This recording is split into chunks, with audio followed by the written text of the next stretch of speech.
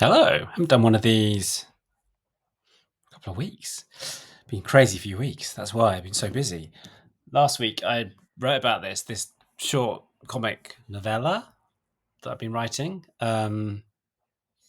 which totally took my attention. It was completely crazed. I sort of feel like I've come out of it now, but there's no question it was like a possession or something. Very strange. I think it's really funny. Really like it. I've sent it to two people so far and had really good feedback.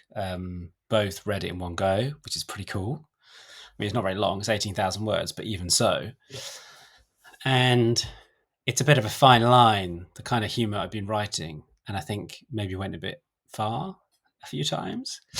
That's certainly the impression I get from my two friends who've read it, and so I'm going to go back to it, do a bit more work on it. So I don't know what will happen with that.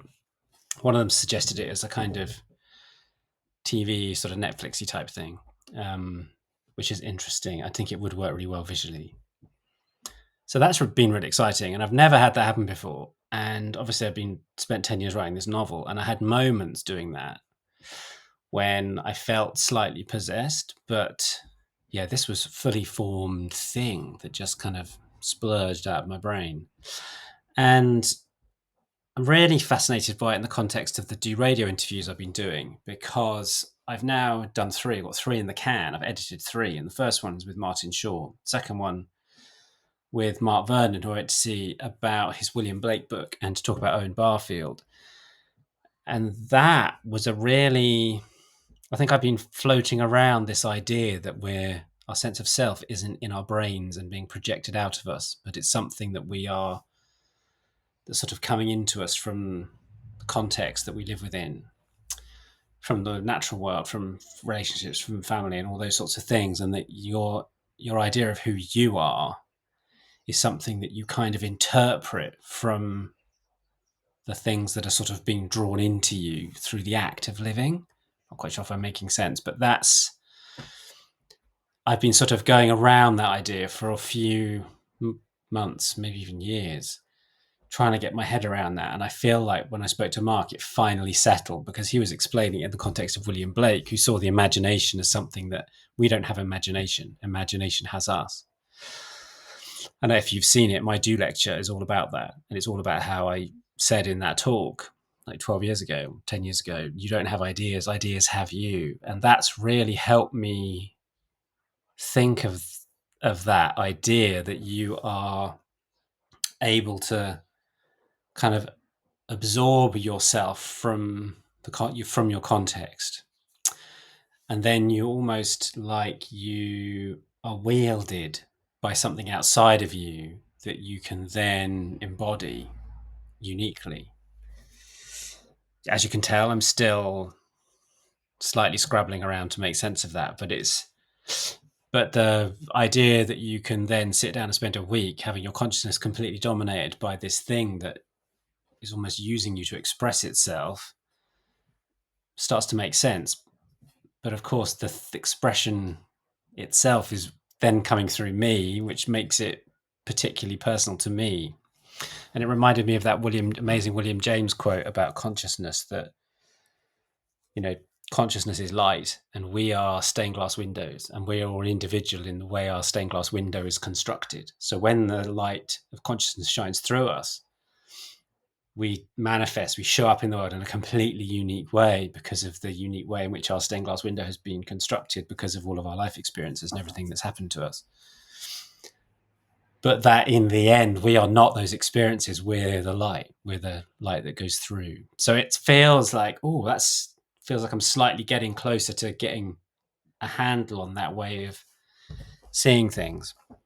I'm also, as always, reading Ian McGilchrist's incredible book, The Matter with Things, and I've just been reading about flow and the different way the hemispheres make sense of the world affects the way the world appears. And I'm probably going to get this wrong, but it's totally blown my mind, because I obviously don't know anything about atoms and waveforms, but he writes about them. And one of the things he talks about is how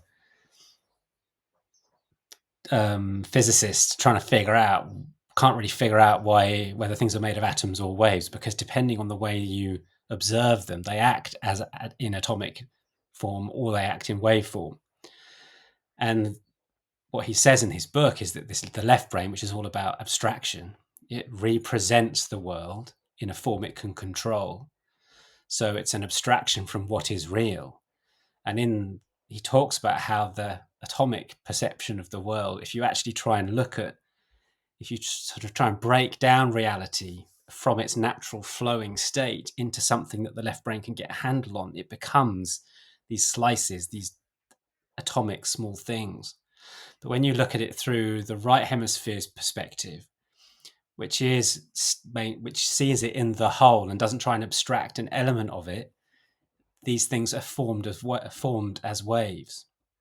So it's like, in reality, it's waves, but because of the left hemisphere perspective on the world, and to try and make sense of it and understand it by abstracting it, it creates these forms that it can understand, which mislead us into thinking that the world is made of these tiny little building blocks, when actually it's not. It's built of this flow, these flowing waveforms. Again, I'm sure I've got that wrong, but it's completely changing the way I see the world. Because suddenly you're thinking, oh my God, reality is this flowing, this sort of flowing wholeness. And yet increasingly we interrogate it and try and define the world through the left hemisphere's reliance on abstraction to extract it from its context, to see it as an individual thing, which of course completely changes the nature of the thing you're looking at, because it's not able to see it in its wholeness. So this has got me, thinking about flow in lots of interesting ways. And I've just been reading a chapter on flow. There's an amazing chapter on time, which again is the same sort of thing. Oh, it's such an amazing book. It's so huge and every chapter is so readable. But it does take ages to read, because every time you read a page, you're like, oh my God. I keep lying in bed reading it, and I just keep having to stare at the ceiling to try and fathom the sort of magnitude of what it's saying. But anyway, it all seems to be relevant, and it's almost as though my attention, the fact that I'm attending to this kind of subject, is making it appear all around me. Which is really great news, because this weekend I'm going to do the 4th episode of the Do Radio. I didn't mention number 3. So the 3rd episode will be the interview with James Hollis, which I've now done an intro and an outro to. And then the 4th episode is going to be, well, hopefully the 4th and 5th episodes, going to be recorded at the Realisation Festival this weekend, which is in St Giles in Dorset. We're only going to be there for a day. Isabel's coming with me to help me with the sort of technical side. But we've got 7 interviews lined up. I mean, I normally do like an hour's rambling interview with one person, so I'm not quite sure how it's going to turn out. But I've looked at the biographies of the people there, and really interesting people with really interesting perspective. I've also discovered somebody on LinkedIn who I've had an amazing conversation with, who is really interested in Indigenous wisdom and is using Indigenous wisdom practices, perhaps, I'm not sure if that's the right way of framing it, to make sense of modern life, and called Jessica. And I'm really excited. She's in Holland, so I'm going to go and try and figure out a time to go and see her. I have one of those reactions, when you meet somebody and you're like, ooh, there's lots to ponder here. So it's been a crazy couple of weeks for me, and I'm really excited to speak to her, and I'm really excited about the festival this weekend. Weather looks like it's going to be good. And then a few other people have appeared on my radar who I think could be great interviews. So that's going really well, and I'm really excited about that. So yes, onwards, lots to do. More soon. I'll probably do a little short video from the festival if I can. I'm going to show you around, because it sounds like it's a pretty amazing place, which obviously you don't normally get to go to. It's the house of the Earl of Shaftesbury. So I'm really looking forward to drifting around. Might even have a folly. I don't know. I actually haven't checked that. I should look that up. Anyway, so I'll do something from there. Otherwise, I'll see you next week. Thanks for watching. Bye.